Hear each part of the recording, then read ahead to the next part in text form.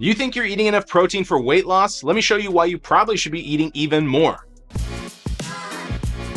Welcome back, Weight Warriors. I'm Mike, my fat guy who's trying to not be fat anymore by making lifestyle changes. And I know it's like the 70th video that I've done on protein if you're new here, but the difference in results you get from a high protein diet compared to a low protein diet is night and day. So it's worth having like 70 videos on protein, trust me. When it comes to weight loss, feeling satisfied and staying within a calorie deficit is key. Prioritizing protein can help you feel, with that increase in satiety, which again, obviously reduces cravings, makes you feel fuller, and makes it easier to stick to your calorie goals. It's really a win-win situation to have more protein. And have you ever heard of the thermic effect of food? Well, if you've been watching my videos, you definitely have, but if you haven't, protein has a higher thermic effect compared to other macronutrients like fats and carbohydrates. This means that your body burns more calories while digesting and metabolizing protein. So you don't have to do anything extra here, you just burn more calories just by eating more protein. And here's an important point. Protein is your best friend when it comes to building and preserving muscle mass during weight loss. By prioritizing protein, you can support your muscles, and guess what? More muscle mass leads to increased long-lasting fat burning, meaning a higher BMR, your basal metabolic rate,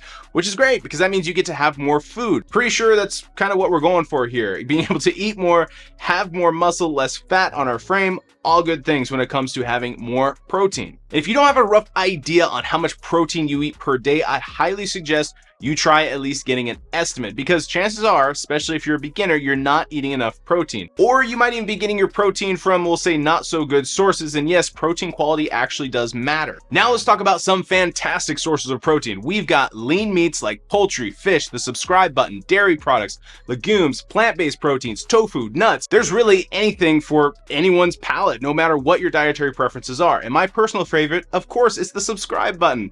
If you're enjoying this video so far, it really helps us if you comment down below as well. Let me know what your favorite sources of protein are.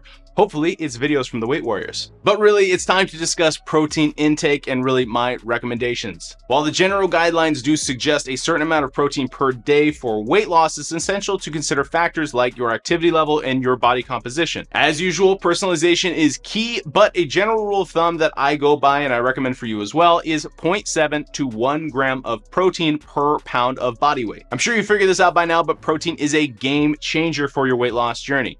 From enhancing satiety and supporting your calorie deficit to increasing your calorie burn and of course building muscle. So take action and incorporate more protein into your diet. Trust me, you'll notice the difference, and you're welcome.